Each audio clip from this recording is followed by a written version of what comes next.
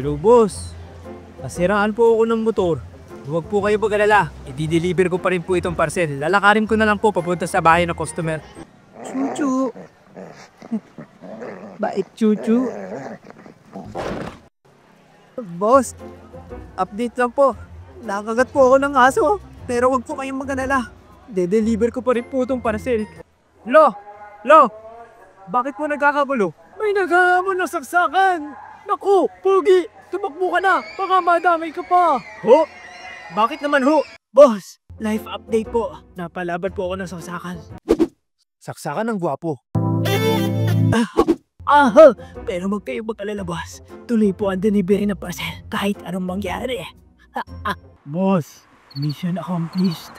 Ha? Talaga na i-deliver mo ba din? Nakakabilib ang dedikasyon mo. Isa kang good example. Dapat pagawan ka ng kumpanya na sarili mo estatwa. Siya, bumalik ka na dito. Hindi na po kailangan, boss. Ginawa ko lang ang dapat kong gawin. No need for reward or any promotion. Reward? Promotion? Wala talagang ganun. Pinababalik kita dahil marami ka pong pending deliveries dito. Halika na at baka masisanti pa kita. Let's pause and look at that rider. Kahit nasiraan siya ng motor, kahit nakagat siya ng aso, at kahit nasugatan siya, he kept going. Not because he wanted praise, but because he had a duty to fulfill. At ito mismo ang punto ng gospel natin for this week. From Luke chapter 17 verses 5 to 10. Jesus reminds us of a hard but comforting truth. Kapag nagawa na ninyo ang lahat ng iniutos sa inyo, say, "We are unworthy servants. We have only done our duty." Alam nating lahat ang pakiramdam ng may responsibilidad na hindi naman natin pinili. Sa trabaho, sa pamilya, o kahit sa pananampalataya, minsan ginagawa na lang natin ang isang bagay half-heartedly para matapos lang, simply because we have to. Pero kapag ganyan ang attitude, nauuwi lang tayo sa pagod, burnout, at spiritual dryness. The real problem is not the duty itself, it's our perspective. Yung pananaw natin, the way of seeing things.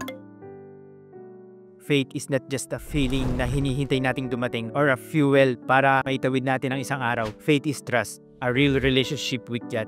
At tulad ng kahit anong relationship, it only grows kapag lagi tayong present, kapag may puso ang ginagawa natin. Kaya pinaaalala ni Jesus na manatili tayong faithful sa mga responsibilities na ipinagkatiwala sa atin. Hindi para mas maramdaman natin yung bigat, kundi para turuan tayo na kapag nilalagyan natin ng love at trust, kahit ang pinakasimple nating ginagawa, prayer, attending mass, paglilingkod, pag-aalaga sa pamilya, o pagtatrabaho with honesty, then those routines become encounters with God.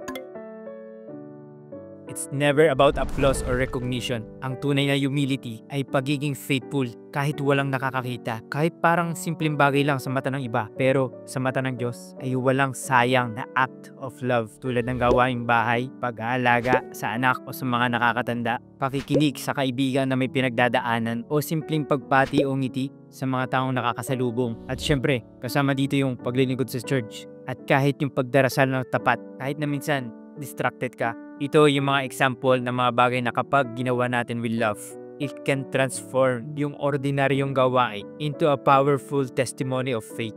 Ang isang humble duty, kahit ordinary to sa mata ng mundo, sa mata ng Diyos, pwede itong maging daan patungo sa isang kabanalan. Kapatid, kung ano man yung kabutihan na kaya mong gawin ngayong araw, tandaan mo ito. No act of love is too small. God sees your sacrifices and your faithfulness. At sa paningin ng Panginoon, they are never wasted. Panginoon, salamat sa biyaya ng araw na ito.